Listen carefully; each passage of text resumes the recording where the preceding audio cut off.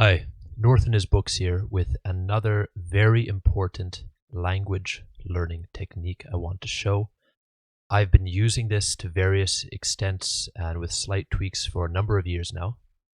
And from what I understand, just from looking on the internet, many people do not yet have their own method for as efficiently as possible learning as many words as possible from the material that they're reading and listening to. If you've been learning your target language for a while, you've obviously come to realize that the number of words you need to speak to be fluent in your language is absolutely gigantic. When you start off with your first course, you learn the first 500 words, you learn the first 1,000, maybe 2,000 words, and you feel very confident because you can sort of circumvent a lot of situations and make yourself understood in some basic capacity. But then you keep learning, you keep improving, and what happens over time is you realize in my native language, I use so many words and so many expressions, and there are so many other idioms and crystallized phrases out there that I don't understand. And then this gigantic abyss opens up in front of you, and you realize this is actually quite difficult. This is actually going to take me a lot of time. It can be disheartening because you realize that if I go ahead and I spend a lot of time and effort adding, 100 new words or phrases to my vocabulary, to my base of knowledge, that it's only a drop in the bucket. This is true, and I can't deny this in any way, and anyone who tries to deny this is lying to you. If you want to be fluent in a language, you have to know tons of words. Not just in terms of words you can understand by reading them, but words that you can produce organically yourself in conversation or in writing if you care about that. What you can do, however, is think very carefully about how you can make that as easy as possible. If you're just doing what you have always been doing since you started learning the language, you may in fact be wasting some of your time using inefficient methods, and when the number of words you want to learn adds up very, very quickly, it is very important to not waste any time doing this, because if you're in school studying something else, or if you have your job or 17 kids, I have no idea, you don't have the time every day to spend underlining words in a book and then going and typing those words up by changing your keyboard on your computer and then finding them. You want to make it as efficiently as possible. So in this video, I'm going to show you what I do. I use 3 different resources, applications, websites when I do this. You don't need to use these specific 3, although if they're available to you, I recommend them. And obviously for each of them, I'm going to tell you if there are alternatives that you can use. So, for example, as you see in front of you on the top right, you see a German flag. This is one of my German resources. It's called LingQ, LingQ. And I'm a pretty advanced, relatively speaking, learner of German, I hope. And despite this, I keep reading German and I keep finding new words and sentences and ways of saying things that I didn't know before. And I want to learn more and more. So what you see in front of you, as I scroll down, is a list of various words and sentences that I had marked when reading. Now, this is because I do my reading in LingQ on this particular platform. But of course, you could have a physical book in front of you, and you could be underlining those words in the book with a pen or highlighting them, and then writing them down on your computer and then looking them up. Whatever it is, the first step is for you to do your reading and to come up with a list of words every once in a while that you have learned. It could be every day, it could be every couple of days, once a week. Here, as you see here, I actually have a total of 541. Not all of these words, because sometimes I click by accident, but sometimes I make mistakes. But these are 541 words that I at some point marked out because I said to myself, there is something about this I want to know more about. And now that I have my list, I need to be sure about the exact meaning and about the exact context in which these words are used. I'm going to take as an example the sixth one in this list, Abwärtsspirale. That means downward spiral, as you see in the second column. And of course, it comes in link with the context. I was reading a certain text. I forget what that text was, but you can see the sentence in which we saw it. Now, I understand from reading Abwärtsspirale that this means a downward spiral. It's very literally translated. But I wouldn't have known to use that myself. That's why I selected this word. But I want to see some more context for this.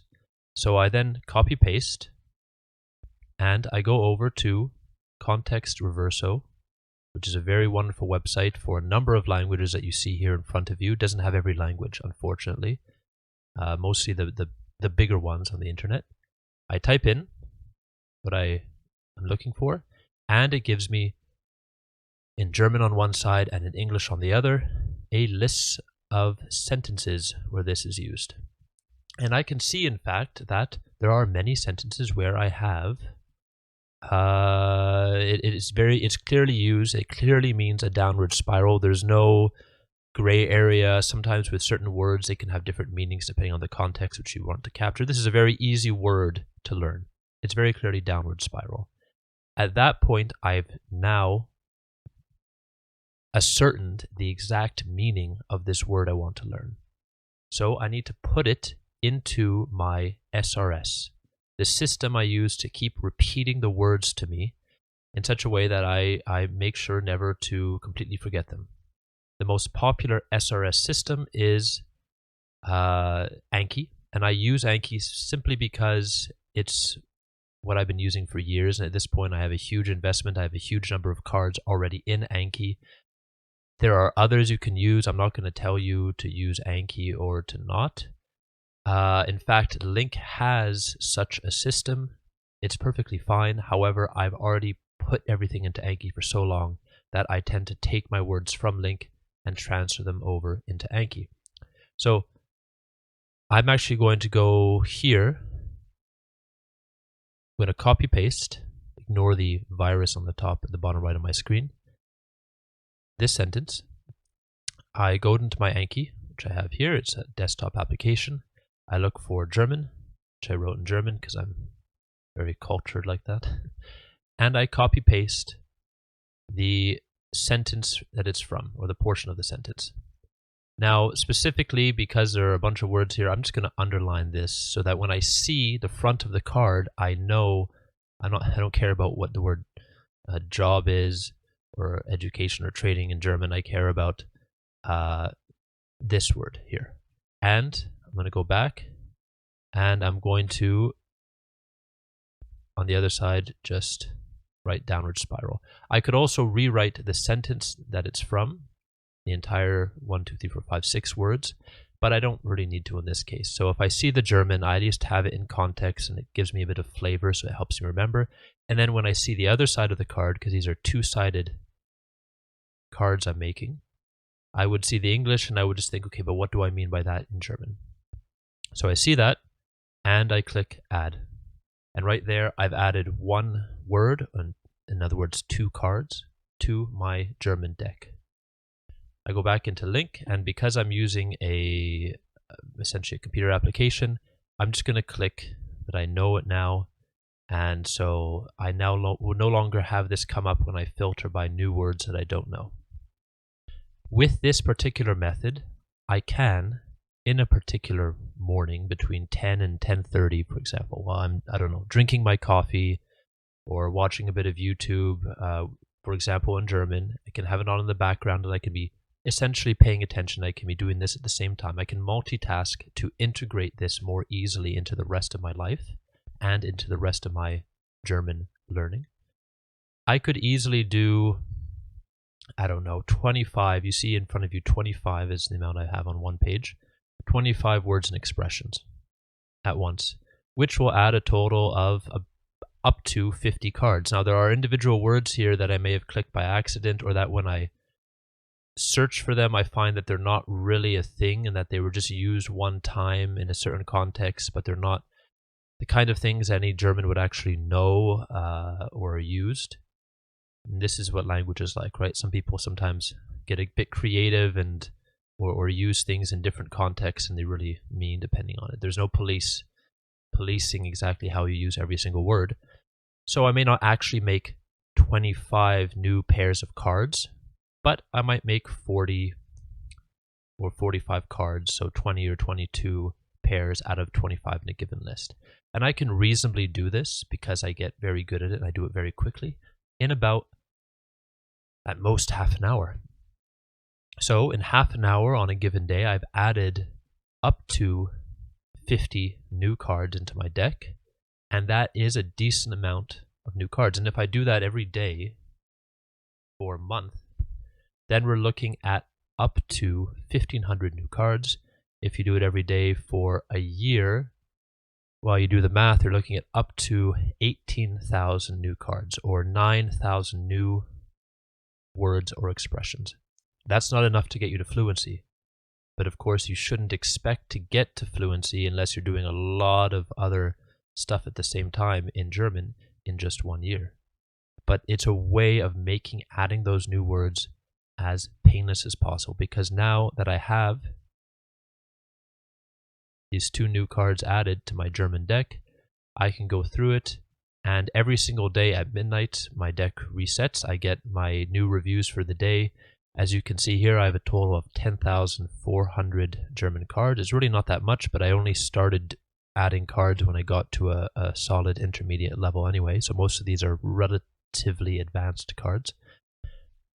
And over time, most of those cards become mature. As you see here, 99.2% of my cards are mature. And at any given point, I have about 1% of my cards that I forget, and every time I say that I got it wrong, it restarts. So, in summary, I used 3 different resources to do this efficiently. One, I used Anki to keep track of the words and expressions I don't know. I use LingQ, not Anki.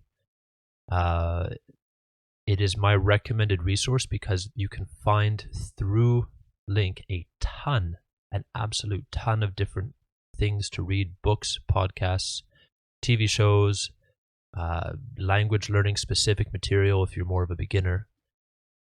I have a list of those in my vocabulary page. Then I go to contextreverso.net to find other translations and to find other contexts for this word, just to be certain and just to have a different perspective on how the word could be used. And from there, I add a new card into Anki, and I can do all of this in about the space of pretty much 1 minute per word. If you have any comments on this, you have any thoughts about this, feel free to tell me. Of course, everyone has their own method, but personally, this is something that I've slowly done more and more over time, as I've seen that it is by far the most efficient way, I've found at least, to keep learning new vocabulary and keep pushing myself towards being fully proficient in a given language. If you like what I said, it sounds halfway reasonable to you, do me a favor, subscribe. New videos coming out all the time.